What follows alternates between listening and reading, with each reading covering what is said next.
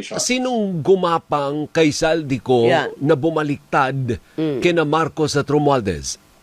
Well, siyempre, kung sino yung beneficiary. Sino yon? Halimbawa, 2 days bago yung kanyang testimonya, sinabi niya ni Amy Marcos na malinaw naman kasama ng mga Duterte na tetestigo si Saldico. Aba, may advance notice siya. Ibig sabihin, may access sila kay Saldico. Ikalawa, ay ito yung timing na sinasabi natin o sinasabi ni Laila de Lima kanina. Nangyari ito bago nung malakihang mga rally at protesta laban sa gobyerno. Na yung iba ay lantarang sinasabi na gusto nilang pabagsakin yung gobyerno. So, yung timing ng kanyang testimonya ay parang tulong dun sa bumabanat sa gobyerno at gustong pabagsakin yung gobyerno. Clearly, ito yung mga Duterte.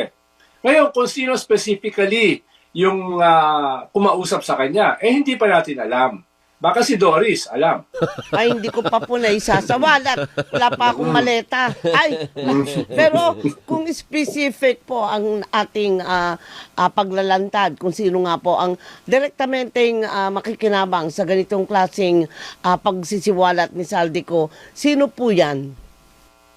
Well, for now, yung gusto mong pabagsak sa gobyerno ay yung mga Duterte. At ang medyo dramatic lang kahapon ay akala natin nakakaisa sila with the INC. Pero kahapon parang tinaboy sila. Dahil sabi ng INC, ang posisyon namin ay hindi pabagsakin ng gobyerno. Ang posisyon namin ay hindi pa resignin ng presidente. Kaya kung yan ang posisyon nyo, maghanap kayo ng ibang lugar para mag-rally. So definitely, yung mga Duterte na makikinabang dito sa testimonya ni Saldico ay medyo nabiyak dun sa INC. At least for now, yun yung medyo dramatic. Na parang magkaiba na sila ng posisyon.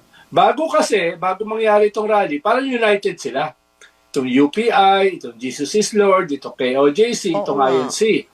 Pero mukhang yesterday, hindi na sila united. Bakit kaya? Anong nangyari, Sec? Well, una, naglabas ng posisyon yung military. Kung napanood nyo naman, di ba? Si Armed Forces Chief of Staff. Kasama si Bishop Pantoja, yung head ng mga evangelicals, na pinre-over sila, na sila ay titindig sa konstitusyon. Hindi sila magpapagamit dun sa mga gusto magpabagsak sa gobyerno. Sila ay mananatiling neutral. So, ibig sabihin, clear message ito dito sa mga destabilizers, dito sa mga gustong pabagsakin yung gobyerno,